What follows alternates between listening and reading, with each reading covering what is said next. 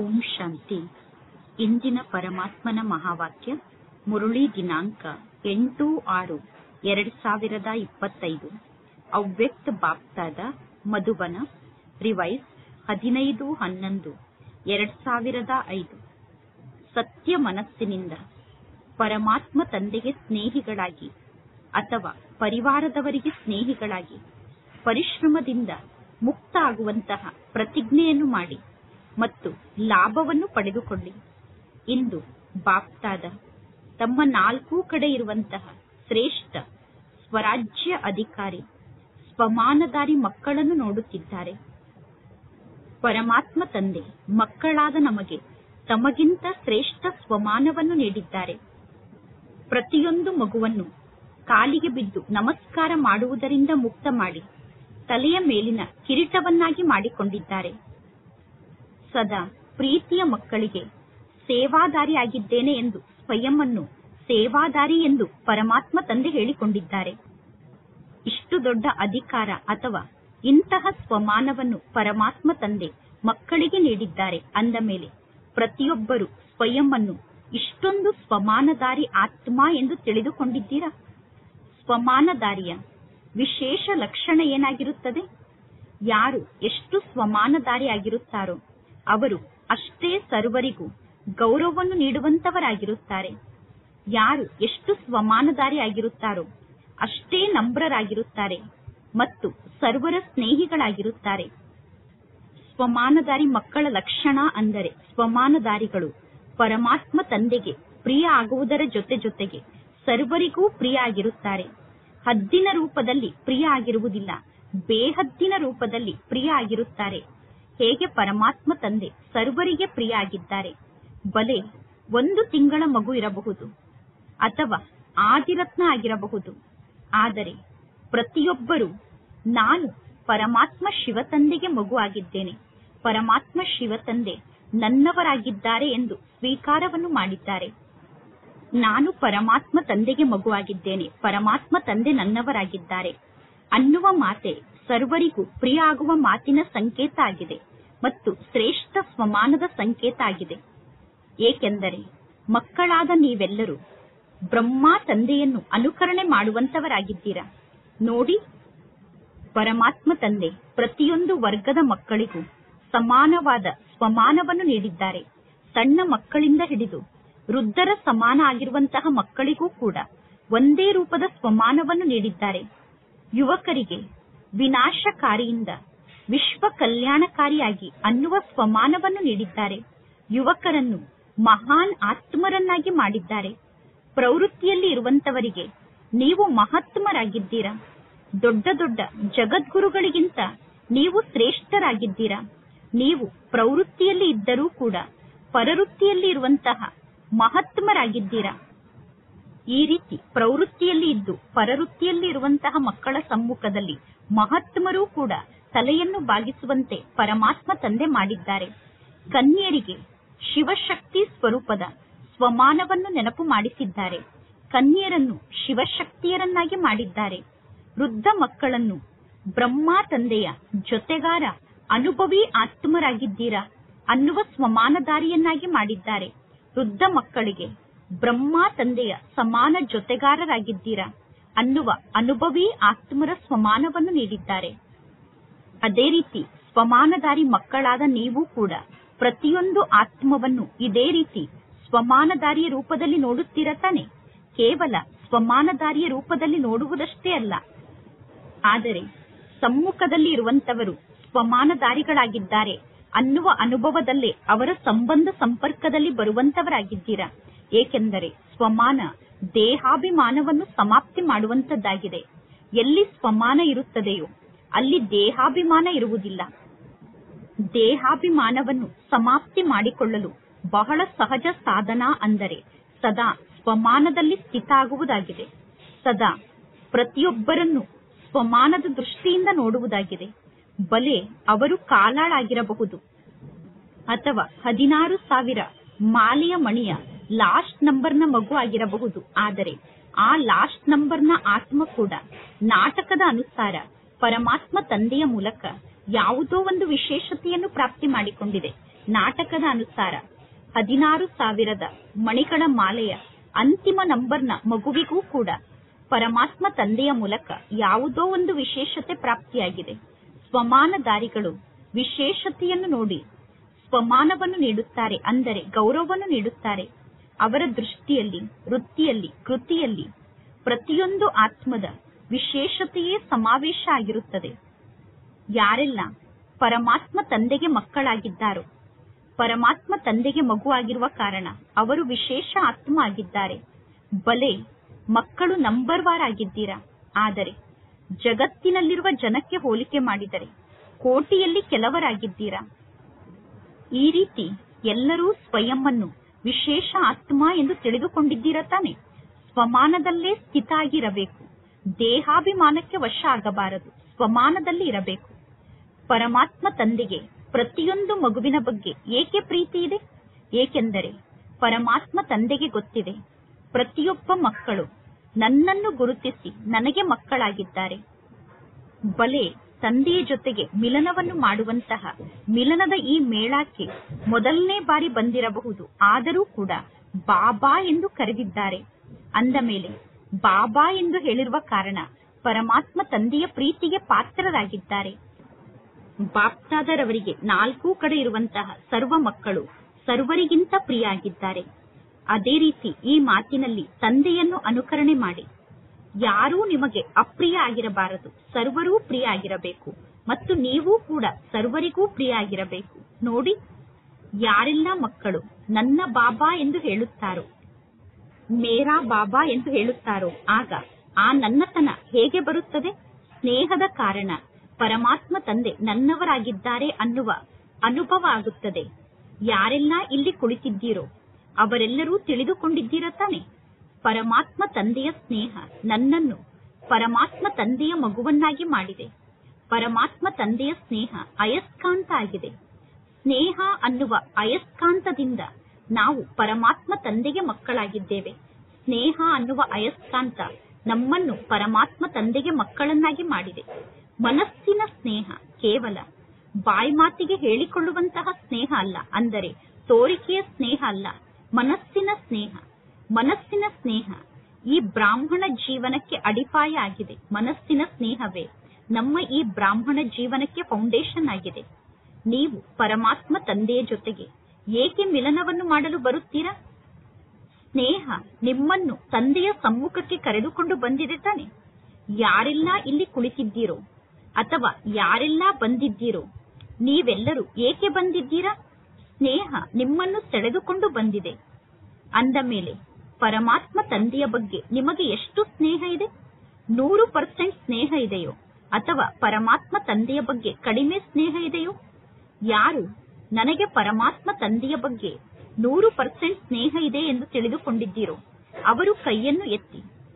ಸ್ನೇಹದಲ್ಲಿ 100% ಸ್ನೇಹ ಇರಬೇಕು. ಸ್ನೇಹದಲ್ಲಿ ಸ್ವಲ್ಪ ಕೂಡ ಕೊರತೆ ಆಗಬಾರದು, ಅಂದರೆ ಸ್ವಲ್ಪ ಕೂಡ ಕಡಿಮೆ ಸ್ನೇಹ ಇರಬಾರದು. ಒಳ್ಳೆಯದು. ಅಂದ ಮೇಲೆ ಪರಮಾತ್ಮ ತಂದೆಯ ಬಗ್ಗೆ ಎಷ್ಟು ಸ್ನೇಹ ಇದೆಯೋ ಈ ಬ್ರಾಹ್ಮಣ ಪರಿವಾರದಲ್ಲಿ ಪರಸ್ಪರರ ಬಗ್ಗೆ ಕೂಡ ಅಷ್ಟೇ ಸ್ನೇಹ ಇದೆ ತಾನೆ. ಈ ಮಾತಿನಲ್ಲಿ ತಂದೆ ಕೈಯನ್ನು ಎತ್ತಲು ಹೇಳಿದರೆ ಇದರಲ್ಲಿ ಪರ್ಸೆಂಟೇಜ್ ಇದೆ. ಹೇಗೆ ಪರಮಾತ್ಮ ತಂದೆಯ ಬಗ್ಗೆ ಎಲ್ಲರಿಗೂ ಸ್ನೇಹ ಇದೆ, ಅದೇ ರೀತಿ ಮಕ್ಕಳಾದ ನಿಮಗೆ ಸರ್ವರ ಬಗ್ಗೆ ಸ್ನೇಹ ಇದೆ ತಾನೆ. ಪ್ರತಿಯೊಂದು ಆತ್ಮದ ಬಗ್ಗೆ ಸ್ನೇಹ ಇದೆ ತಾನೆ. ಸರ್ವರ ಸ್ನೇಹಿಗಳಾಗಿದ್ದೀರ ತಾನೆ. ಅನ್ಯರ ಅವಗುಣವನ್ನು ನೋಡಬೇಡಿ. ಒಂದು ವೇಳೆ ಯಾರಾದರೂ ಸಂಸ್ಕಾರಕ್ಕೆ ವಶೀಭೂತ ಆಗಿದ್ದರೆ ನೀವು ಯಾರನ್ನು ಅನುಕರಣೆ ಮಾಡಬೇಕು? ವಶೀಭೂತ ಆದಂತಹ ಆತ್ಮರನ್ನು ಅನುಕರಣೆ ಮಾಡಬೇಕು, ಅಥವಾ ನೀವೇ ವಶೀಕರಣ ಮಂತ್ರವನ್ನು ನೀಡುವಂತವರಾಗಿದ್ದೀರ ತಾನೆ. ವಶೀಭೂತ ಆದಂತಹ ಆತ್ಮರನ್ನು ವಶೀಭೂತ ಸ್ಥಿತಿಯಿಂದ ಮುಕ್ತ ಮಾಡುವಂತಹ ಮಂತ್ರವನ್ನು ಅವರಿಗೆ ನೀಡಿ ಅವರನ್ನು ವಶೀಭೂತ ಸ್ಥಿತಿಯಿಂದ ಮುಕ್ತ ಮಾಡುವವರಾಗಿದ್ದೀರ ತಾನೆ. ಅಥವಾ ವಶೀಭೂತ ಆದವರನ್ನು ನೋಡುವಂತವರಾಗಿದ್ದೀರೋ, ಅಥವಾ ವಶೀಭೂತ ಆದಂತವರು ಕಾಣಿಸುತ್ತಾರೆ ಎಂದು ಹೇಳುತ್ತೀರೇನು? ನಾವು ನೋಡುವುದಿಲ್ಲ, ಆದರೂ ಕೂಡ ವಶೀಭೂತ ಆದಂತವರು ತಾವೇ ಸ್ವತಃ ಕಾಣಿಸುತ್ತಾರೆ ಎಂದು ಹೇಳುತ್ತೀರೇನು? ಒಂದು ವೇಳೆ ಯಾವುದಾದರೂ ಕೆಟ್ಟ ವಸ್ತು ನಿಮ್ಮ ಕಣ್ಣಿಗೆ ಕಾಣಿಸಿದರೆ ನೀವು ಏನನ್ನು ಮಾಡುತ್ತೀರಾ? ಆ ಕೆಟ್ಟದ್ದನ್ನೇ ನೋಡುತ್ತಿರುತ್ತೀರೋ ಅಥವಾ ಕೆಟ್ಟದ್ದರಿಂದ ದೂರ ಆಗಿಬಿಡುತ್ತೀರೋ? ದೂರ ಆಗುತ್ತೀರಾ ತಾನೆ? ಏಕೆಂದರೆ ಬಾಪ್ತಾದ ನೋಡಿದ್ದಾರೆ, ಯಾರೆಲ್ಲ ಮಕ್ಕಳಿಗೆ ಮನಸ್ಸಿನಲ್ಲಿ ಸ್ನೇಹ ಇದೆಯೋ, ಪರಮಾತ್ಮ ತಂದೆಯ ಬಗ್ಗೆ ಮನಸ್ಸಿನಲ್ಲಿ ಸ್ನೇಹ ಇದೆಯೋ, ಅವರಿಗೆ ಸರ್ವರ ಬಗ್ಗೆ ಅವಶ್ಯವಾಗಿ ಸ್ನೇಹ ಇರುತ್ತದೆ.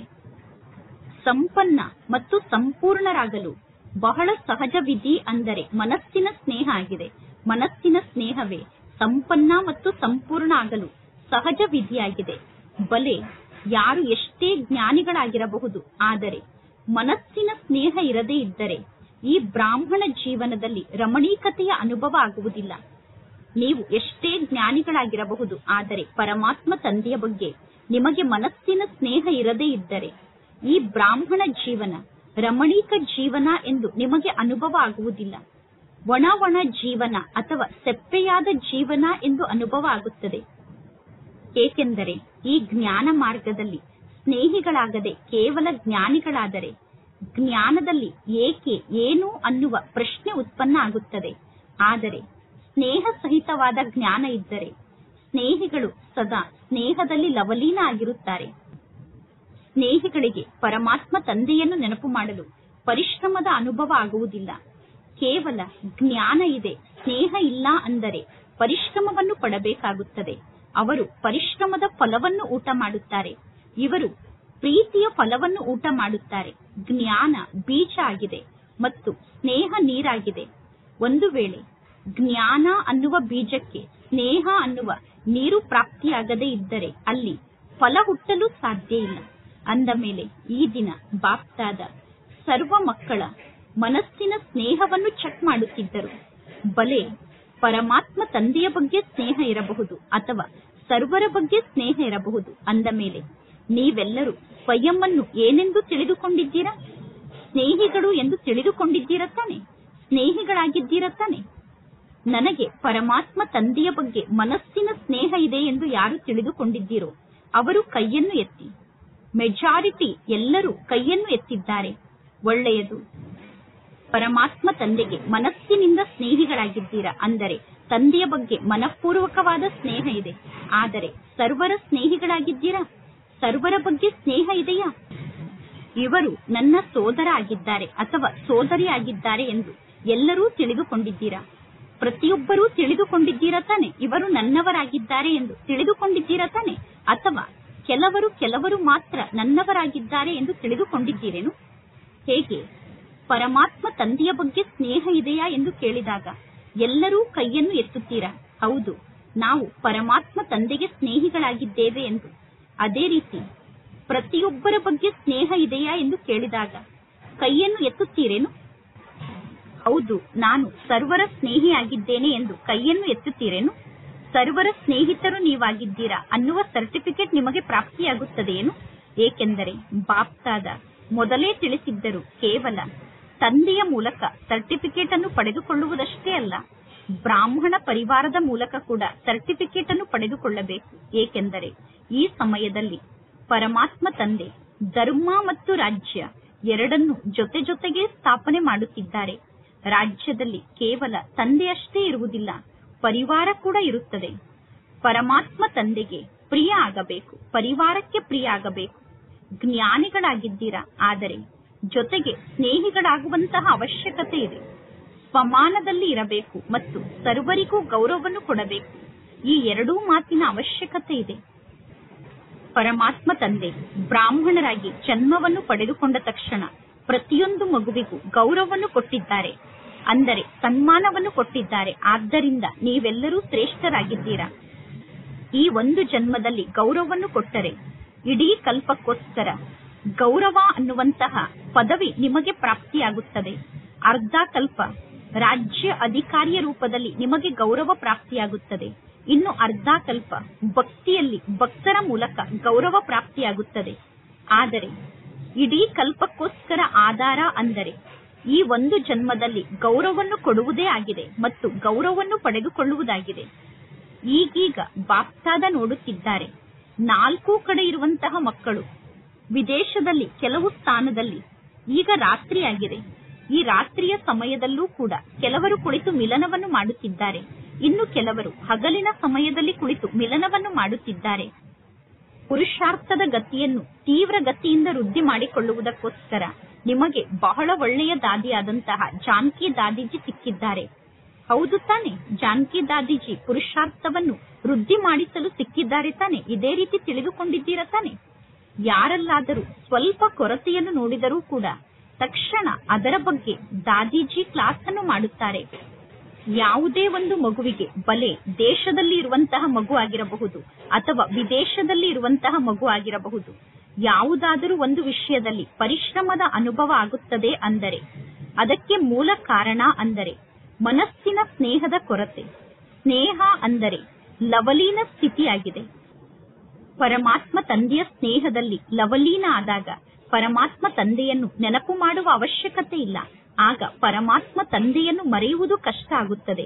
ಒಂದು ವೇಳೆ ಪರಮಾತ್ಮ ತಂದೆಯನ್ನು ನೆನಪು ಮಾಡಲು ಕಷ್ಟದ ಅನುಭವ ಆಗುತ್ತಿದೆ ಅಂದರೆ ಮನಸ್ಸಿನ ಸ್ನೇಹವನ್ನು ಚೆಕ್ ಮಾಡಿಕೊಳ್ಳಿ.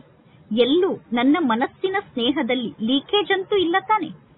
ಬಲೆ ಯಾವುದೇ ವ್ಯಕ್ತಿಯ ಬಗ್ಗೆ ಆಸಕ್ತಿ ಇರಬಹುದು ಅಥವಾ ಯಾವುದೇ ವ್ಯಕ್ತಿಯ ವಿಶೇಷತೆಯ ಬಗ್ಗೆ ಆಸಕ್ತಿ ಇರಬಹುದು ಅಥವಾ ಯಾವುದೋ ಒಂದು ಸಾಧನದ ಬಗ್ಗೆ ಆಸಕ್ತಿ ಇರಬಹುದು. ನಮ್ಮ ಸಮಸ್ಯೆಯನ್ನು ನಿವಾರಣೆ ಮಾಡುವಂತಹ ಯಾವುದೋ ವಸ್ತುವಿನ ಬಗ್ಗೆ ಆಸಕ್ತಿ ಇರಬಹುದು ಅಂದರೆ ನಮ್ಮನ್ನು ರಕ್ಷಣೆ ಮಾಡುವಂತಹ ಯಾವುದೋ ವಸ್ತುವಿನ ಬಗ್ಗೆ ಆಸಕ್ತಿ ಇರಬಹುದು. ಅದರಲ್ಲೂ ಎಕ್ಸ್ಟ್ರಾ ರಕ್ಷಣೆ ಸಿಗುತ್ತದೆ ಅನ್ನುವ ಆಸಕ್ತಿ. ಅಂದರೆ ಕಾಯಿದೆಗನುಸಾರವಾಗಿ ರಕ್ಷಣೆ ಸಿಗುವುದು ಸರಿಯಾಗಿದೆ. ಅಂದರೆ ಕಾಯಿದೆಗನುಸಾರವಾಗಿ ನಿಮಗೆ ಯಾವುದೋ ಮಾತಿನಲ್ಲಿ ನಿವಾರಣೆ ಸಿಗುವುದು ಸರಿಯಾದ ಮಾತಾಗಿದೆ. ಆದರೆ ಎಕ್ಸ್ಟ್ರಾ ರಕ್ಷಣೆ ಸಿಕ್ಕಾಗ ಆ ವಸ್ತುವಿನ ಜೊತೆಗೆ ಅಥವಾ ಆ ವ್ಯಕ್ತಿಯ ಜೊತೆಗೆ ಪ್ರೀತಿಯ ಜೋಡಣೆ ಆಗುತ್ತದೆ, ಆಸಕ್ತಿ ಜೋಡಣೆ ಆಗುತ್ತದೆ. ನಮ್ಮನ್ನು ರಕ್ಷಣೆ ಮಾಡುತ್ತಿರುವಂತಹ ಆ ವಸ್ತು ಅಥವಾ ವ್ಯಕ್ತಿಯ ನೆನಪು ಬರುತ್ತಿರುತ್ತದೆ. ಇದರ ಸಂಕೇತ ಏನಾಗಿರುತ್ತದೆ ಅಂದರೆ ಎಲ್ಲಿ ಲೀಕೇಜ್ ಇರುತ್ತದೆಯೋ, ಲೀಕೇಜ್ ಇರುವ ಕಾರಣ ಜೀವನದಲ್ಲಿ ಸದಾ ಯಾವುದೋ ಒಂದು ಕಾರಣದಿಂದ ಸಂತುಷ್ಟತೆಯ ಅನುಭವ ಆಗುವುದಿಲ್ಲ. ಯಾವುದಾದರೂ ಒಂದು ಕಾರಣದಿಂದ ಅಸಂತುಷ್ಟತೆಯ ಅನುಭವ ಆಗುತ್ತದೆ. ಅಂದರೆ ಯಾವುದೋ ಒಂದು ಕಾರಣ ಅಸಂತುಷ್ಟತೆಯ ಅನುಭವವನ್ನು ಮಾಡಿಸುತ್ತದೆ. ಮತ್ತು ಎಲ್ಲಿ ಸಂತುಷ್ಟತೆ ಇರುತ್ತದೆಯೋ ಅಲ್ಲಿ ಆ ಸಂತುಷ್ಟತೆಯ ಸಂಕೇತ ಅಂದರೆ ಸದಾ ಪ್ರಸನ್ನತೆ ಇರುತ್ತದೆ. ಸದಾ ಆತ್ಮಿಕ ಗುಲಾಬಿಗಳಂತೆ ನಾವು ಮುಗುಳ್ನಗುತ್ತಾ ಇರುತ್ತೇವೆ. ಅರಳಿರುವಂತಹ ಗುಲಾಬಿ ಹೂವಾಗಿರುತ್ತೇವೆ.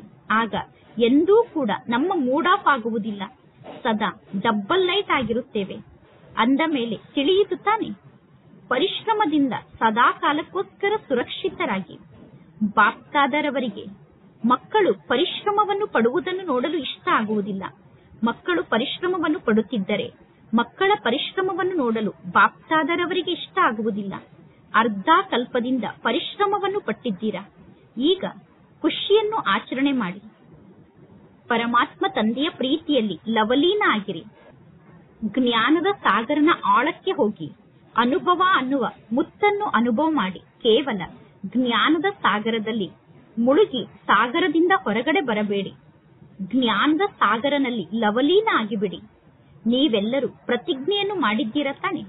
ಪರಮಾತ್ಮ ತಂದೆಯ ಜೊತೆಗೆ ಇರುತ್ತೇವೆ ಮತ್ತು ತಂದೆಯ ಜೊತೆಗೆ ವಾಪಸ್ ಮನೆಗೆ ಬರುತ್ತೇವೆ ಎಂದು ಪ್ರತಿಜ್ಞೆಯನ್ನು ಮಾಡಿದ್ದೀರ ತಾನೆ? ತಂದೆಯ ಜೊತೆಗೆ ವಾಪಸ್ ಮನೆಗೆ ಬರುತ್ತೀರ ತಾನೆ? ತಂದೆಯ ಜೊತೆಗೆ ಬರುವಂತವರಾಗಿದ್ದೀರೋ ಅಥವಾ ಹಿಂದೆ ಹಿಂದೆ ಬರುವಂತವರಾಗಿದ್ದೀರೋ? ಯಾರು ಜೊತೆಗೆ ಬರುವುದಕ್ಕೋಸ್ಕರ ತಯಾರಾಗಿದ್ದೀರೋ ಅವರು ಕೈಯನ್ನು ಎತ್ತಿ. ತಯಾರಾಗಿದ್ದೀರ ತಾನೆ? ಯೋಚನೆ ಮಾಡಿ ಕೈಯನ್ನು ಎತ್ತಿ. ತಯಾರಾಗಿದ್ದೀರ ತಾನೆ? ಅಂದರೆ ಪರಮಾತ್ಮ ತಂದೆಯ ಸಮಾನ ಆಗಿದ್ದೀರ ತಾನೆ? ತಂದೆಯ ಜೊತೆಗೆ ಯಾರು ಬರಲು ಸಾಧ್ಯ? ತಂದೆಯ ಸಮಾನ ಆದಂತವರೇ ತಂದೆಯ ಜೊತೆಗೆ ಬರಲು ಸಾಧ್ಯ. ಅಂದ ಮೇಲೆ ತಂದೆಯ ಜೊತೆಗೆ ವಾಪಸ್ ಬರುತ್ತೀರ ತಾನೆ? ಎವ್ವ ರೆಡಿ ಆಗಿದ್ದೀರ ತಾನೆ? ಮೊದಲನೇ ಲೈನ್ನವರು ಎವ್ವ ರೆಡಿ ಆಗಿದ್ದೀರ ತಾನೆ? ನಾಳೆ ಕೂಡ ತಂದೆಯ ಜೊತೆಗೆ ವಾಪಸ್ ಬರಲು ತಯಾರಾಗಿದ್ದೀರ ತಾನೆ? ನಾಳೆ ವಾಪಸ್ ಮನೆಗೆ ಹೋಗಲು ಪರಮಾತ್ಮ ತಂದೆ ಆಜ್ಞೆಯನ್ನು ನೀಡಿದರೆ ತಂದೆಯ ಜೊತೆಗೆ ವಾಪಸ್ ಮನೆಗೆ ಬರುತ್ತೀರ ತಾನೆ? ಒಳ್ಳೆಯದು. ಪ್ರವೃತ್ತಿಯಲ್ಲಿ ಇರುವಂತವರು ನಾಳೆ ತಂದೆ ಹೇಳಿದರೆ ತಂದೆಯ ಜೊತೆಗೆ ವಾಪಸ್ ಮನೆಗೆ ಬರುತ್ತೀರ ತಾನೆ? ಆಗ ಮಕ್ಕಳ ನೆನಪಂತೂ ಬರುವುದಿಲ್ಲ ತಾನೆ? ಮಾತೆಯರು ತಂದೆಯ ಜೊತೆಗೆ ಬರಲು ತಯಾರಾಗಿದ್ದೀರ ತಾನೆ? ಮಾತೆಯರು ತಂದೆಯ ಜೊತೆಗೆ ಬರುತ್ತೀರ ತಾನೆ? ತಂದೆಯ ಜೊತೆಗೆ ಹೋಗುವಾಗ ನಿಮಗೆ ಬೇರೆ ಯಾವ ವಸ್ತುವಿನ ನೆನಪೂ ಕೂಡ ಬರುವುದಿಲ್ಲ ತಾನೆ? ಮಾತೆಯರಿಗೆ ಬೇರೆ ಯಾವ ವಸ್ತುವಿನ ನೆನಪೂ ಕೂಡ ಬರುವುದಿಲ್ಲ ತಾನೆ? ಟೀಚರ್ಸ್ಗಳಿಗೆ ಸೆಂಟರ್ನ ನೆನಪು ಬರುತ್ತದೆಯೇನು? ವಿದ್ಯಾರ್ಥಿಗಳ ನೆನಪು ಬರುತ್ತದೆಯೇನು? ಯಾವ ಮಾತು ನೆನಪಿಗೆ ಬರಬಾರದು? ಒಳ್ಳೆಯದು. ಎಲ್ಲರೂ ನಿರ್ಮೋಹಿಗಳಾಗಿದ್ದೀರಾ ತಾನೆ? ನೀವೆಲ್ಲರೂ ನಿರ್ಮೋಹಿಗಳಾಗಿದ್ದೀರಾ ಅಂದರೆ ಮಾತಂತೂ ಬಹಳ ಒಳ್ಳೆಯದಾಗಿದೆ. ಅಂದ ಮೇಲೆ ಪುನಃ ನೀವು ಪರಿಶ್ರಮವನ್ನು ಪಡುವ ಅವಶ್ಯಕತೆ ಇಲ್ಲ. ಇಂದು ಬಾಪ್ತಾದ ಎಲ್ಲಾ ಮಕ್ಕಳಿಗೂ ಬಲೆ ಮಕ್ಕಳು ತಂದೆಯ ಸಮ್ಮುಖದಲ್ಲಿ ಕುಳಿತಿರಬಹುದು ಅಥವಾ ದೂರದಲ್ಲಿ ಕುಳಿತಿದ್ದರೂ ಕೂಡ ಯಾರೆಲ್ಲ ತಂದೆಯ ಹೃದಯದಲ್ಲಿ ಕುಳಿತಿದ್ದೀರೋ ಆ ಎಲ್ಲಾ ಮಕ್ಕಳನ್ನು ಈ ದಿನ ಪರಮಾತ್ಮ ತಂದೆ ಪರಿಶ್ರಮದಿಂದ ಮುಕ್ತರನ್ನಾಗಿ ಮಾಡಲು ಬಯಸುತ್ತಾರೆ. ಅಂದ ಮೇಲೆ ನೀವು ಪರಿಶ್ರಮದಿಂದ ಮುಕ್ತ ಆಗುತ್ತೀರಾ ತಾನೆ? ಚಪ್ಪಾಳೆಯನ್ನು ತಟ್ಟಿ ನಾವು ಪರಿಶ್ರಮದಿಂದ ಮುಕ್ತ ಆಗುತ್ತೇವೆ ಎಂದು. ನಾಳೆಯಿಂದ ಯಾರೂ ಕೂಡ ದಾದಿಯ ಸಮ್ಮುಖಕ್ಕೆ ಬರುವುದಿಲ್ಲ ತಾನೆ? ನಾಳೆಯಿಂದ ದಾದಿಯ ಸಮ್ಮುಖಕ್ಕೆ ಬಂದು ದಾದಿಗೆ ಕಷ್ಟದ ಅನುಭವವನ್ನು ಮಾಡಿಸುವುದಿಲ್ಲ ತಾನೆ? ಖುಷಿಯಿಂದ ದಾದಿಯ ಜೊತೆಗೆ ಮಿಲನವನ್ನು ಮಾಡುತ್ತೀರಾ ತಾನೆ? ಝೋನ್ ಹೆಡ್ಗಳ ಬಳಿ ಹೋಗುವುದಿಲ್ಲ ತಾನೆ? ಕಂಪ್ಲೇಂಟ್ ಅನ್ನು ಮಾಡುವುದಿಲ್ಲ ತಾನೆ? ಕಂಪ್ಲೀಟ್ ಅಂದರೆ ಪರಿಪೂರ್ಣರಾಗಿದ್ದೀರಾ ತಾನೆ? ಸರಿ ತಾನೆ? ಎಲ್ಲರೂ ಕೈಯನ್ನು ಎತ್ತಿ ನೋಡಿ, ವಿಚಾರ ಮಾಡಿ ಕೈಯನ್ನು ಎತ್ತಿ. ಸುಮ್ಮನೆ ಹಾಗೆ ಕೈಯನ್ನು ಎತ್ತಬೇಡಿ.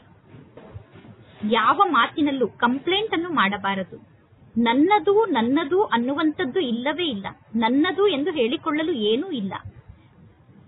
ನಾನೂ ಕೂಡ ಇಲ್ಲ, ನನ್ನದೂ ಕೂಡ ಇಲ್ಲ. ನಾನು ನನ್ನದು ಅನ್ನುವಂಥದ್ದು ಸಮಾಪ್ತಿಯಾಗಿ ಬಿಟ್ಟಿದೆ. ನೋಡಿ, ಪ್ರತಿಜ್ಞೆಯನ್ನಂತೂ ಮಾಡಿದ್ದೀರಾ ತಾನೆ? ಒಳ್ಳೆಯದು, ಶುಭಾಶಯಗಳು. ಆದರೆ ಏನಾಗುತ್ತದೆ? ಮಾಡಿರುವ ಪ್ರತಿಜ್ಞೆಯ ಲಾಭವನ್ನು ಪಡೆದುಕೊಳ್ಳುವುದಿಲ್ಲ. ಬಹಳ ಬೇಗ ಬಹಳಷ್ಟು ಪ್ರತಿಜ್ಞೆಯನ್ನು ಮಾಡುತ್ತೀರಾ. ಆದರೆ ಪ್ರತಿಜ್ಞೆಯ ಲಾಭವನ್ನು ಪಡೆದುಕೊಳ್ಳುವುದಕ್ಕೋಸ್ಕರ ಪ್ರತಿದಿನ ಪ್ರತಿಯೊಬ್ಬರು ಸ್ವಯಂಗೆ ಅನುಭೂತಿಯನ್ನು ಮಾಡಿಸಿಕೊಳ್ಳಬೇಕು. ಅನ್ಯರಿಗೆ ರಿವಿಷನ್ ಅನ್ನು ಮಾಡಿಸಬೇಕು.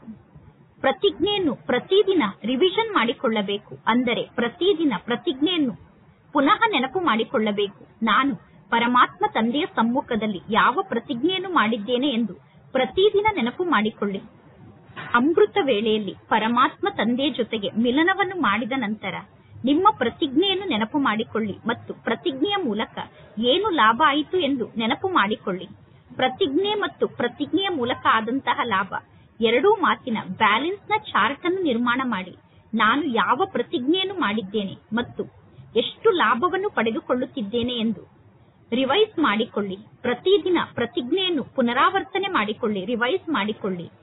ಪ್ರತಿಜ್ಞೆ ಮತ್ತು ಲಾಭ ಎರಡರ ಬ್ಯಾಲೆನ್ಸ್ ಇರಬೇಕು. ಆಗ ಎಲ್ಲವೂ ಸರಿ ಹೋಗುತ್ತದೆ. ಬಾಪ್ತಾದರವರಿಗೆ ಗೊತ್ತಿದೆ. ಮೀಟಿಂಗ್ ನವರು ಕೂಡ ಮೀಟಿಂಗ್ ನಲ್ಲಿ ಪ್ರತಿಜ್ಞೆಯನ್ನು ಮಾಡಿದ್ದಾರೆ. ಬಾಪ್ತಾದ ನೋಡಿದರು. ಬಹಳ ಒಳ್ಳೆಯ ಪ್ಲಾನ್ ಅನ್ನು ನಿರ್ಮಾಣ ಮಾಡುತ್ತೀರಾ. ನಿಮ್ಮ ಪ್ಲಾನ್ ಬಾಪ್ತಾದರವರಿಗೂ ಇಷ್ಟ ಆಗುತ್ತದೆ. ಬಾಪ್ತಾದ ಏನನ್ನು ಬಯಸುತ್ತಾರೆ? ಬಾಪ್ತಾದ ಕೇವಲ ಒಂದೇ ಒಂದು ಶಬ್ದವನ್ನು ಬಯಸುತ್ತಾರೆ. ಆ ಒಂದು ಶಬ್ದ ಅಂದರೆ ಸಫಲ ಮಾಡಿಕೊಳ್ಳಿ ಮತ್ತು ಸಫಲತಾ ಮೂರ್ತಿಗಳಾಗಿ. ಎಷ್ಟೆಲ್ಲ ಖಜಾನೆ ಇದೆಯೋ, ಶಕ್ತಿ ಇದೆಯೋ, ಸಂಕಲ್ಪ ಇದೆಯೋ, ಮಾತಿದೆಯೋ, ಕರ್ಮದ ಶಕ್ತಿ ಇದೆಯೋ, ಸಮಯದ ಶಕ್ತಿ ಇದೆಯೋ, ಅದೆಲ್ಲ ಖಜಾನೆ ಆಗಿದೆ. ಎಲ್ಲಾ ಖಜಾನೆಯನ್ನೂ ಸಫಲ ಮಾಡಬೇಕು. ಬಲೆ ಸ್ಥೂಲ ಧನ ಸಂಪತ್ತಿರಬಹುದು ಅಥವಾ ಅಲೌಕಿಕ ಖಜಾನೆ ಇರಬಹುದು. ಎಲ್ಲವನ್ನೂ ಸಫಲ ಮಾಡಿಕೊಳ್ಳಬೇಕು. ಸಫಲತಾ ಮೂರ್ತಿ ಆಗುವಂತಹ ಸರ್ಟಿಫಿಕೇಟ್ ಅನ್ನು ಪಡೆದುಕೊಳ್ಳಬೇಕು. ಸಫಲ ಮಾಡಿ ಮತ್ತು ಸಫಲ ಮಾಡಿಸಿ. ಒಂದು ವೇಳೆ ಯಾರಾದರೂ ಅಸಫಲ ಮಾಡಿಕೊಂಡರೆ ಮಾತಿನ ಮೂಲಕ ಅವರಿಗೆ ಶಿಕ್ಷಣವನ್ನು ನೀಡಬೇಡಿ. ನಿಮ್ಮ ಶುಭ ಭಾವನೆ, ಶುಭ ಕಾಮನೆ ಮತ್ತು ಸದಾ ಶುಭ ರೂಪದಲ್ಲಿ ಗೌರವವನ್ನು ನೀಡುವುದರ ಮೂಲಕ ಎಲ್ಲವನ್ನೂ ಸಫಲ ಮಾಡಿಸಿ. ಕೇವಲ ಶಿಕ್ಷಣವನ್ನು ಕಲಿಸಬೇಡಿ, ಅಂದರೆ ಶಿಕ್ಷಣವನ್ನು ನೀಡಬೇಡಿ. ಒಂದು ವೇಳೆ ಶಿಕ್ಷಣವನ್ನು ನೀಡುವಂತಹ ಪರಿಸ್ಥಿತಿ ಬಂದರೂ ಕೂಡ ಮೊದಲು ಕ್ಷಮಿಸಿ, ನಂತರ ಶಿಕ್ಷಣವನ್ನು ನೀಡಿ. ಕ್ಷಮಾರೂಪದಲ್ಲಿ ಸ್ಥಿತಾಗಿ ಶಿಕ್ಷಣವನ್ನು ನೀಡಿ. ದಯಾ ಹೃದಯಗಳಾಗಿ, ಕರುಣಾ ಹೃದಯಗಳಾಗಿ. ನಿಮ್ಮ ದಯಾ ಸ್ವರೂಪ ಅವಶ್ಯವಾಗಿ ನಿಮ್ಮ ಶಿಕ್ಷಣಕ್ಕೆ ಫಲವನ್ನು ಪ್ರಾಪ್ತಿ ಮಾಡಿಸುತ್ತದೆ. ದಯಾರೂಪದಲ್ಲಿ ನೀವು ಸ್ಥಿತ ಆದಾಗ ಶಿಕ್ಷಣದ ಫಲ ಅವಶ್ಯವಾಗಿ ಕಾಣಿಸುತ್ತದೆ. ನೋಡಿ, ವರ್ತಮಾನ ಸಮಯದಲ್ಲಿ ವಿಜ್ಞಾನದ ಶಕ್ತಿ ಉಳ್ಳಂತಹ ಡಾಕ್ಟರ್ಸ್ ಕೂಡ ಯಾವಾಗ ಆಪರೇಷನ್ ಅನ್ನು ಮಾಡುತ್ತಾರೋ ಆಗ ಮೊದಲು ಏನನ್ನು ಮಾಡುತ್ತಾರೆ? ಮೊದಲು ಆ ಪೇಷಂಟ್ ಅನ್ನು ಮಲಗಿಸುತ್ತಾರೆ. ನಂತರ ಅವರ ದೇಹವನ್ನು ಕಟ್ ಮಾಡುತ್ತಾರೆ. ಅವರನ್ನು ಮಲಗಿಸದೆ ಹಾಗೆ ಅವರ ದೇಹವನ್ನು ಕಟ್ ಮಾಡುವುದಿಲ್ಲ. ಡಾಕ್ಟರ್ ಟಿಂಚರ್ ಅನ್ನು ಕೂಡ ಹಚ್ಚುತ್ತಾರೆ. ಮೊದಲು ಗಾಳಿಯನ್ನು ಊದಿ ನಂತರ ಟಿಂಚರ್ ಅನ್ನು ಹಚ್ಚುತ್ತಾರೆ. ಅಂದ ಮೇಲೆ ನೀವೆಲ್ಲರೂ ಕೂಡ ಮೊದಲು ದಯಾ ಹೃದಯಗಳಾಗಿ, ನಂತರ ಶಿಕ್ಷಣವನ್ನು ನೀಡಿ. ಆಗ ನಿಮ್ಮ ಶಿಕ್ಷಣದ ಪ್ರಭಾವ ಆಗುತ್ತದೆ. ಇಲ್ಲದಿದ್ದರೆ ಏನಾಗುತ್ತದೆ? ನೀವು ಕೇವಲ ಶಿಕ್ಷಣವನ್ನು ನೀಡಲು ಪ್ರಾರಂಭ ಮಾಡುತ್ತೀರಾ. ಅವರು ನಿಮಗಿಂತ ಜಾಸ್ತಿ ಮೊದಲೇ ಶಿಕ್ಷಕರಾಗಿರುತ್ತಾರೆ. ಅಂದ ಮೇಲೆ ಒಬ್ಬ ಶಿಕ್ಷಕ ಇನ್ನೊಬ್ಬ ಶಿಕ್ಷಕನ ಶಿಕ್ಷಣವನ್ನು ಸ್ವೀಕಾರ ಮಾಡುವುದಿಲ್ಲ. ನೀವು ಜ್ಞಾನದ ಪಾಯಿಂಟ್ ಅನ್ನು ಹೇಳುತ್ತೀರಾ, ಈ ರೀತಿ ಮಾಡಬಾರದು, ಈ ರೀತಿ ಮಾಡಬೇಕು ಎಂದು. ಅವರು ನಿಮ್ಮ ಮಾತನ್ನು ಕಟ್ ಮಾಡುವುದಕ್ಕೋಸ್ಕರ 10 ಜ್ಞಾನದ ಪಾಯಿಂಟ್ ಅನ್ನು ಹೇಳುತ್ತಾರೆ. ಆದ್ದರಿಂದ ಮೊದಲು ಆ ಆತ್ಮವನ್ನು ಕ್ಷಮಿಸಬೇಕು. ಕ್ಷಮೆಯ ಜೊತೆಗೆ ಶಿಕ್ಷಣವನ್ನು ನೀಡಬೇಕು. ಅಂದ ಮೇಲೆ ನಿಮ್ಮ ಜ್ಞಾನ ಮಾರ್ಗದ 70ನೇ ವರ್ಷದ ಥೀಮ್ ಆಗಿದೆ. ಸಫಲ ಮಾಡಿಕೊಳ್ಳಿ, ಸಫಲ ಮಾಡಿಸಿ, ಸಫಲತಾ ಮೂರ್ತಿಗಳಾಗಿ ಸರ್ವಸ್ವವನ್ನೂ ಸಫಲ ಮಾಡಿಕೊಳ್ಳಿ. ಡಬ್ಬಲ್ ಲೈಟ್ ಆಗಬೇಕು ಅಂದರೆ ಮೊದಲು ಸಫಲ ಮಾಡಿಕೊಳ್ಳಿ. ಸಂಸ್ಕಾರವನ್ನೂ ಕೂಡ ಸಫಲ ಮಾಡಿಕೊಳ್ಳಿ. ಯಾವುದು ನಿಮ್ಮ ನಿಜ ಸಂಸ್ಕಾರ ಆಗಿದೆಯೋ, ಆದಿಯ ಸಮಯದ ದೇವತಾ ಸಂಸ್ಕಾರ ಆಗಿದೆಯೋ, ಆದಿಯ ಸಂಸ್ಕಾರ ಆಗಿದೆಯೋ, ಅನಾದಿ ಸಂಸ್ಕಾರ ಅಂದರೆ ಆತ್ಮದ ಸಂಸ್ಕಾರ ಆಗಿದೆಯೋ, ಆ ಸಂಸ್ಕಾರವನ್ನು ಪ್ರತ್ಯಕ್ಷಗೊಳಿಸಿಕೊಳ್ಳಿ. ಉಲ್ಟಾ ಸಂಸ್ಕಾರದ ಸಂಸ್ಕಾರವನ್ನು ಮಾಡಿಬಿಡಿ. ಯಾವುದು ಉಲ್ಟಾ ಸಂಸ್ಕಾರ ಆಗಿದೆಯೋ ಆ ಸಂಸ್ಕಾರದ ಅಂತಿಮ ಸಂಸ್ಕಾರವನ್ನು ಮಾಡಿ. ಆದಿ ಮತ್ತು ಅನಾದಿ ಸಮಯದ ಸಂಸ್ಕಾರವನ್ನು ಪ್ರತ್ಯಕ್ಷಗೊಳಿಸಿಕೊಳ್ಳಿ. ಈ ಸಮಯದಲ್ಲಿ ವಿಶೇಷವಾಗಿ ಎಲ್ಲರ ಜೀವನದಲ್ಲೂ ಒಂದು ಕಂಪ್ಲೇಂಟ್ ಉಳಿದುಕೊಂಡಿದೆ. ನನ್ನ ಸಂಸ್ಕಾರ ಪರಿವರ್ತನೆ ಆಗುವುದಿಲ್ಲ, ಸಂಸ್ಕಾರ ಪರಿವರ್ತನೆ ಆಗುವುದಿಲ್ಲ ಅನ್ನುವ ಕಂಪ್ಲೇಂಟ್ ಅನ್ನು ಮಾಡುತ್ತೀರಾ. ಎಲ್ಲರೂ ಪರಿಶ್ರಮದಿಂದ ಮುಕ್ತ ಆಗುವಂತಹ ಪ್ರತಿಜ್ಞೆಯನ್ನು ಮಾಡಿದ್ದೀರಾ. ಎಲ್ಲರೂ ಕೈಯನ್ನು ಎತ್ತಿದ್ದೀರಾ. ಒಳ್ಳೆಯದು. ಎಲ್ಲಾ ಮಕ್ಕಳ ಫೋಟೋವನ್ನು ತೆಗೆಯಿರಿ. ಈಗ 1 ನಿಮಿಷಕ್ಕೋಸ್ಕರ ನಿಮ್ಮ ಮನಸ್ಸಿನಲ್ಲಿ ಪ್ರತಿಜ್ಞೆಯ ದೃಢತೆಗೆ ಅಂಡರ್ಲೈನ್ ಅನ್ನು ಮಾಡಿಕೊಳ್ಳಿ. ಮನಸ್ಸಿನಲ್ಲಿ ಪ್ರತಿಜ್ಞೆಯನ್ನು ಪಕ್ಕಾ ಮಾಡಿಕೊಳ್ಳಿ. ಪರಮಾತ್ಮ ತಂದೆ ಡ್ರಿಲ್ ಅನ್ನು ಮಾಡಿಸಿದರು. 4 ಕಡೆ ಇರುವಂತಹ ಸ್ವಮಾನಧಾರಿ ಮಕ್ಕಳಿಗೆ ಸದಾ ಪರಮಾತ್ಮ ತಂದೆಯ ಬಗ್ಗೆ ಮನಸ್ಸಿನ ಸ್ನೇಹವನ್ನು ಇಟ್ಟುಕೊಂಡಂತಹ ಮಕ್ಕಳಿಗೆ, ಸರ್ವರ ಸ್ನೇಹಿಯಾದಂತಹ ಶ್ರೇಷ್ಠ ಆತ್ಮರಿಗೆ, ಸದಾ ಪರಿಶ್ರಮದಿಂದ ಮುಕ್ತಾಗಿ ಜೀವನ್ ಮುಕ್ತ ಸ್ಥಿತಿಯ ಅನುಭವವನ್ನು ಮಾಡುವಂತಹ ತೀವ್ರ ಪುರುಷಾರ್ಥಿ ಮಕ್ಕಳಿಗೆ ಸದಾ ಪ್ರತಿಜ್ಞೆ ಮತ್ತು ಪ್ರತಿಜ್ಞೆಯ ಲಾಭವನ್ನು ಪಡೆದುಕೊಳ್ಳುವಂತಹ, ಪ್ರತಿಜ್ಞೆ ಮತ್ತು ಲಾಭವನ್ನು ಬ್ಯಾಲೆನ್ಸ್ ನಲ್ಲಿ ಇಟ್ಟುಕೊಳ್ಳುವಂತಹ ಆಶೀರ್ವಾದಕ್ಕೆ ಪಾತ್ರರಾದಂತಹ ಮಕ್ಕಳಿಗೆ ಸದಾ ಖುಷಿಯಲ್ಲಿ ಇರುವಂತವರು ಮತ್ತು ಅನ್ಯರನ್ನು ಖುಷಿಯಲ್ಲಿ ತರುವಂತವರು, ಅಂದರೆ ಅನ್ಯರಿಗೆ ಖುಷಿಯ ಅನುಭವವನ್ನು ಮಾಡಿಸುವಂತಹ ಇಂತಹ ಸಂಗಮ ಯುಗದ ಶ್ರೇಷ್ಠ ಭಾಗ್ಯಕ್ಕೆ ಅಧಿಕಾರಿಯಾದಂತಹ ಮಕ್ಕಳಿಗೆ ಬಾಪ್ತಾದರವರ ನೆನಪು, ಪ್ರೀತಿ ಮತ್ತು ಹೃದಯೇಶ್ವರ ತಂದೆಯ ಹೃದಯದ ಆಶೀರ್ವಾದವನ್ನು ಸ್ವೀಕಾರ ಮಾಡಿ. ಬಾಪ್ತಾದರವರ ನೆನಪು, ಪ್ರೀತಿ ಹಾಗೂ ನಮಸ್ತೆ. ಬಾಪ್ತಾದರವರಿಗೆ ಮಕ್ಕಳ ನೆನಪು, ಪ್ರೀತಿ ಹಾಗೂ ನಮಸ್ತೆ, ನಮಸ್ತೆ, ನಮಸ್ತೆ. ದಾದಿಯರ ಜೊತೆಗೆ ಬಾಪ್ತಾದರವರ ವಾರ್ತಾಲಾಪ. ಎಲ್ಲರೂ ಚೆನ್ನಾಗಿದ್ದೀರಾ ತಾನೆ? ನಿಮ್ಮೆಲ್ಲರನ್ನು ನೋಡಿ ಎಲ್ಲರೂ ಖುಷಿ ಪಡುತ್ತಾರೆ. ತಂದೆ ಮತ್ತು ಮಕ್ಕಳು ಇಬ್ಬರು ಒಬ್ಬರನ್ನು ನೋಡಿ ಒಬ್ಬರು ಖುಷಿ ಪಡುತ್ತಾರೆ ತಾನೆ? ತಂದೆ ಮತ್ತು ಮಕ್ಕಳು ಇಬ್ಬರೂ ಸಮಾನ ಆಗಿದ್ದೀರಾ. ಎಲ್ಲರೂ ಕಳೆದು ಹೋಗಿ ಸಿಕ್ಕಂತಹ ಮಕ್ಕಳಾಗಿದ್ದೀರಾ. ಎಲ್ಲರಿಗೂ ದಾದಿಯರ ಬಗ್ಗೆ ವಿಶೇಷ ಪ್ರೀತಿ ಇದೆ, ಬಹಳಷ್ಟು ಪ್ರೀತಿ ಇದೆ. ಏಕೆಂದರೆ ಯಾರು ನಿಮಿತ್ತ ಆಗಿರುತ್ತಾರೋ, ನಿಮಿತ್ತ ಆದಂತವರ ಮೇಲೆ ಬಹಳ ದೊಡ್ಡ ಜವಾಬ್ದಾರಿ ಇರುತ್ತದೆ. ಅಂದ ಮೇಲೆ ನಿಮಿತ್ತ ಆದಂತವರ ಮೇಲೆ ಎಲ್ಲರಿಗೂ ಬಹಳಷ್ಟು ಸ್ನೇಹ ಇರುತ್ತದೆ. ಏಕೆಂದರೆ ಎಲ್ಲರ ಪ್ರೀತಿ ಮತ್ತು ಆಶೀರ್ವಾದ ನಿಮ್ಮ ಜೀವನದಲ್ಲಿ ಲಿಫ್ಟ್ ನ ಅನುಭವವನ್ನು ಮಾಡಿಸುತ್ತದೆ. ಎಲ್ಲರ ಪ್ರೀತಿ ಮತ್ತು ಆಶೀರ್ವಾದ ಅನ್ನುವ ಲಿಫ್ಟ್ ನಿಮಗೆ ಜೀವನದಲ್ಲಿ ಪ್ರಾಪ್ತಿಯಾಗುತ್ತದೆ. ಅಂದ ಮೇಲೆ ಯಾರೆಲ್ಲ ನಿಮಿತ್ತ ಆಗುತ್ತಾರೋ ಅವರೆಲ್ಲರಿಗೂ ಲಿಫ್ಟ್ ಪ್ರಾಪ್ತಿಯಾಗುತ್ತದೆ. ಆದರೆ ಆ ಲಿಫ್ಟ್ ನ ಗಿಫ್ಟ್ ಕಾಯಂ ಆಗಿ ಇರಬೇಕು. ಆಗ ನಿಮಗೆ ಬಹಳಷ್ಟು ಲಾಭ ಆಗುತ್ತದೆ. ಈ ಎಕ್ಸ್ಟ್ರಾ ವರದಾನ ಪ್ರಾಪ್ತಿಯಾಗಿದೆ. ಯಾವುದೇ ಒಂದು ಕಾರ್ಯದಲ್ಲಿ, ಈಶ್ವರಿಯ ಕಾರ್ಯದಲ್ಲಿ, ಯಜ್ಞ ಸೇವೆಯಲ್ಲಿ ಯಾರು ವಿಶೇಷವಾಗಿ ನಿಮಿತ್ತರಾಗುತ್ತಾರೋ ಅವರಿಗೆ ಆಶೀರ್ವಾದ ಮತ್ತು ಪ್ರೀತಿ ಅನ್ನುವ 2 ಲಿಫ್ಟ್ ಪ್ರಾಪ್ತಿಯಾಗುತ್ತದೆ. ಪ್ರೀತಿ ಎಂತಹ ವಸ್ತು ಆಗಿದೆ ಅಂದರೆ ಪ್ರೀತಿಯ ಮೂಲಕ ಹೇಗಿದ್ದವರು ಹೇಗೆ ಬೇಕಾದರೂ ಆಗಬಹುದು. ಅಂದರೆ ಪ್ರೀತಿ ಹೇಗಿದ್ದ ನಮ್ಮನ್ನು ಹೇಗೆ ಮಾಡಿಬಿಡುತ್ತದೆ. ಈ ಜಗತ್ತಿನಲ್ಲೂ ಕೂಡ ಯಾರನ್ನಾದರೂ ಕೇಳಿ ನಿಮಗೆ ಏನು ಬೇಕು ಎಂದು, ಅವರು ಪ್ರೀತಿ ಬೇಕು, ಶಾಂತಿ ಬೇಕು ಎಂದು ಹೇಳುತ್ತಾರೆ. ಅವರು ಕೂಡ ಪ್ರೀತಿಯಿಂದ ಮಿಲನವನ್ನು ಮಾಡುತ್ತಾರೆ. ಅಂದ ಮೇಲೆ ಪ್ರೀತಿ, ಅದರಲ್ಲೂ ಕೂಡ ಆತ್ಮಿಕ ಪ್ರೀತಿ ಸರ್ವಶ್ರೇಷ್ಠ ಆಗಿದೆ. ಒಳ್ಳೆಯದು. ಇಂದಿನ ವರದಾನ ಆಗಿದೆ.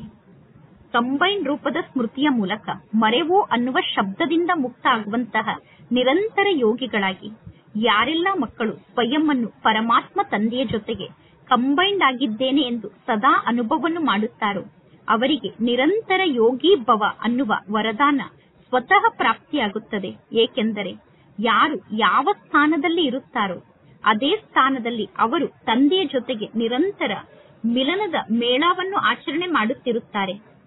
ಅನ್ಯರು ಬಲೆ ಪರಮಾತ್ಮ ತಂದೆಯ ನೆನಪನ್ನು ಮರೆಸಲು ಎಷ್ಟೇ ಪ್ರಯತ್ನವನ್ನು ಪಟ್ಟರೂ ಕೂಡ, ಅಂದರೆ ಯಾರೋ ಅವರಿಗೆ ತಂದೆಯ ನೆನಪನ್ನು ಮರೆಸಲು ಎಷ್ಟೇ ಪ್ರಯತ್ನವನ್ನು ಪಟ್ಟರೂ ಕೂಡ ಅವರು ಮರೆವೇ ಇಲ್ಲದಂತವರಾಗಿರುತ್ತಾರೆ. ಅಂದರೆ ತಂದೆಯನ್ನು ಎಂದೂ ಮರೆಯದೇ ಇರುವಂತವರಾಗಿರುತ್ತಾರೆ. ಇಂತಹ ಮರೆವೇ ಇಲ್ಲದಂತಹ ಮಕ್ಕಳಿಗೆ ತಂದೆಯ ಮೂಲಕ ಬಹಳಷ್ಟು ಪ್ರೀತಿ ಪ್ರಾಪ್ತಿಯಾಗುತ್ತದೆ. ಅಂದರೆ ಯಾರು ಎಂದೂ ತಂದೆಯನ್ನು ಮರೆಯುವುದಿಲ್ಲವೋ ಅಂತಹ ಮಕ್ಕಳು ತಂದೆಗೆ ಅತೀ ಪ್ರಿಯ ಆಗಿದ್ದಾರೆ. ಅವರೇ ನಿರಂತರ ಯೋಗಿಗಳಾಗಿದ್ದಾರೆ. ಏಕೆಂದರೆ ಪ್ರೀತಿಯ ಸಂಕೇತ ಅಂದರೆ ಸ್ವತಃ ನೆನಪಾಗಿದೆ. ಅಂತಹ ಮಕ್ಕಳ ಸಂಕಲ್ಪ ಅನ್ನುವ ಉಗುರನ್ನೂ ಕೂಡ ಮಾಯೆ ಅಲುಗಾಡಿಸಲು ಸಾಧ್ಯ ಇಲ್ಲ.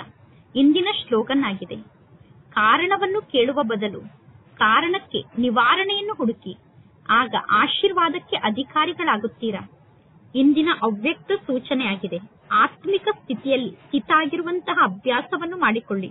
ಅಂತರ್ಮುಖಿಗಳಾಗಿ ಜ್ಞಾನದ ಮನನವನ್ನು ಮಾಡುವ ಅಭ್ಯಾಸದ ಮೂಲಕ ಅಲೌಕಿಕ ನಶೆಯಲ್ಲಿ ಸದಾ ಸ್ಥಿತ ಆಗಿರಿ. ಅಂದರೆ ಅಲೌಕಿಕ ನಶೆಯ ಖುಷಿಯಲ್ಲೇ ಸದಾ ಇರಬೇಕು. ಆಗ ಈ ಜಗತ್ತಿನ ಗೊಂದಲಗಳು ನಿಮ್ಮನ್ನು ತನ್ನ ಕಡೆ ಆಕರ್ಷಿಸಲು ಸಾಧ್ಯ ಇಲ್ಲ. ಹೇಗೆ ಮಿಲಿಟರಿಯವರು ಅಂಡರ್ ಗ್ರೌಂಡ್ಗೆ ಹೋಗುತ್ತಾರೆ.